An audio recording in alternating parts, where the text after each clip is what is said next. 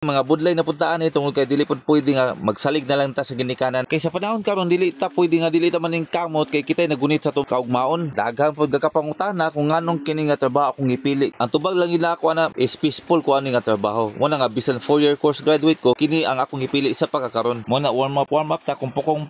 silon dagan di ito. Mo nang birahan na to mga pre ang atong pag-vlog karon balag dili ko sikat. Okay na kinang piling sikat. Oy, di na ba gina magsugod di ba? Kay part man po di sa atong pagpaningkamot, apilan pa natong pagpaning para sure kay karon adlaw na ako na-realize ba nga wala pa day ko na-realize ilabi na kung usay dapat akong i-content karon adlaw mo to nihunong pog ko mga pre kay abi na ko kinsan chicks ni sit na kog kalit nakuratan pog ko ay manikin na man di ay ana kapait pag gid kay human ako deliver na padpad pag ko ani kalasangan nga ingon pa nila daghan ko nung balbal dani akong kakulbaan og basig tangagon ko kadananggal ba o dili ba ka basin tuwa dito ang lagosan ng Encantadia ba kay karon gusla naman mga pre may gali kay nakaagita dinhi og daghan kay mga pater bitaw dinhi na lang pog ko ni uto kay gutom naman pod. Mo lang karon pa nako na realize nga kaon lang sa ang atong i-content. Pero kung dili mo ganahan mo ba nako, pag stay lang mo di ang maglaway ha, magtan-aw nako bitaw joke lang bitaw. Dinhi na lang ko maniudto pod kay happy tagi ko mag super saiyan pod kaganina tungod ka gutom. Gilaliman ka nga ang actual location sa customer tuwa sa uptown. Sa kalasangan ng galay dapit ang iyang pin location nara sa duol. Dayon, pag sulod pa lang nimo makita nimo sa listahan ng ilang tulo ka klase sa ilang pattern na chicken, na beef ug napoy tuna. Pero siyempre dili pod pwede nga dili ko magpila dani kay first come first serve man po ni sila din higot tungod kay ginadagsa po di ekonomi sa mga tao kani po siya nga pagkaon usa pod sa pinakapaborito nako nga traditional Filipino food nga gi-originate sa Mindanao kay ang iya pong kahalang musabay po siya sa kahumot sa dahon sa saging nga giputos ani nga sa diin kung magkakaon kani maingong kag si Coco Martin kay makaingong makagyami o dili ba ka basin inigtilaw nimo ani makadiscover ka sa mga talente mo og sa imong bag-ong kapangyarihan ba then makaingon dayon ka ba nga masyado na ako malakas para sa mundo ng mga tao masyado naman din siya malakas mukaon di ay basta dili lang kita magpalabi sa mga gipang bawal sa to sa mga doktor kay basi makaingon ta pohon it will go home to your body na kamo nay sabot ana gyud sana pag English ug ang dili po nako kalikayan ba nganong magpangita man pud ang baba ug halang mura pud na siya sa kaaway ba nga kung wala na di ay mong kaaway dinha naman pud ka mingaw na hinoon na naunsa nang uto ka paresa ni ba nga the more ka subo the more pud ka mahalangan sa pagmamahal mo sa kanya